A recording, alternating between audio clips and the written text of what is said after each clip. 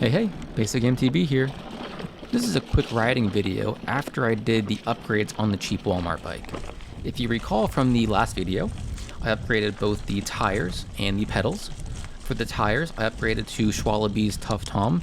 I guess they're one of their cheaper tires, but it still has plenty of traction to it.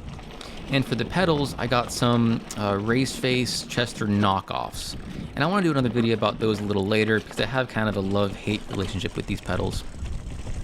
The tires were really important because some of the sections that I ride on, the trail slants very steeply across the direction you're going. So you can see here, I'm kind of riding on this really steep angle, and if the tires aren't grippy enough, I've had bikes slip out from under me, and that's purely a factor of how grippy your tires are.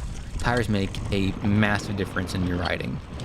If you tend to ride on more flat, flowy areas, kind of like this, credit where credit's due, the tires that came on the bike were actually pretty good.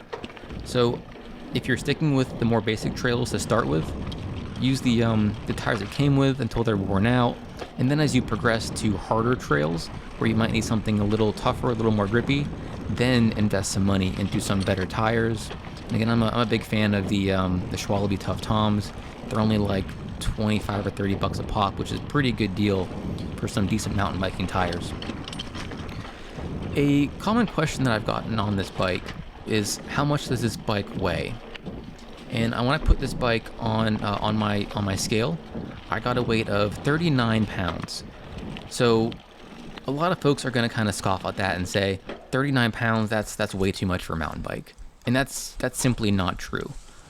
My response to those types of comments are, don't be a weight weenie. Get out there, ride the bike, and in a month, you're not even going to notice the extra weight. It's not that big a deal. A heavier bike is just going to make you stronger. And, you know, if having a lighter bike, and by lighter, I mean like 30 pounds. A typical high-end carbon bike that's dual suspension is going to be in that 25 to 30 pound range. And you're going to be spending $5,000 to $10,000 on it. So you just can't realistically expect to get a 30 pound bike for 250 bucks. If getting a bike in that weight range is a necessity to you, you gotta fork out the cash. You're spending at least $5,000 on the bike.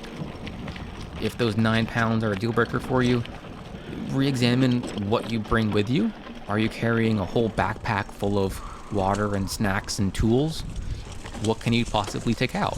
Do you really have to bring, 2 sets of tubes and a PB&J sandwich and a whole gallon of water? Probably not. If you have water left over after you ride, maybe you don't bring so much water with you. Keep in mind, 16 ounces of water is 1 pound. Also, look at yourself. It's probably, I know for me, a lot easier to cut a few pounds of fat off of myself than it would be to cut off pounds from a bike. So as you get more fit from riding a heavier bike, you're probably going to lose weight anyway. In short, don't be a weight weenie. It's 9 pounds. Get over it. You'll be fine. That said, this is actually a pretty steep hill, and it's hard to tell because the GoPro tends to make things look, less steep than they really are. But this bike has plenty of gear range, and I just go slow and steady up the hills. I'm not an Olympic athlete. I'm just your average guy, and I put it in low gear, and I sit down and pedal, and I can get up the hill just fine. Here, I'm going to go down that exact same hill I just came back up. This is one of my favorite hills to go down. It's fairly flowy, and it's pretty steep actually. Again, hard to tell with the GoPro, but you do get some good speed. I had one of those ride tracking apps on my phone, and typically I get around 25 to 30 miles an hour going down this hill. So you do get some pretty good speed. The only issue I had on this bike was that rear suspension being very, very stiff. And because it's a metal spring, not an air shock, sometimes it'll kind of buck a little bit because it rebounds hard. That said, the bike's very capable, and it's great to learn on, but it's not your forever bike. That's it for this ride. I'm going to do another video pretty shortly. It's already filmed, just got to edit it. I really appreciate everybody watching, and have a great day.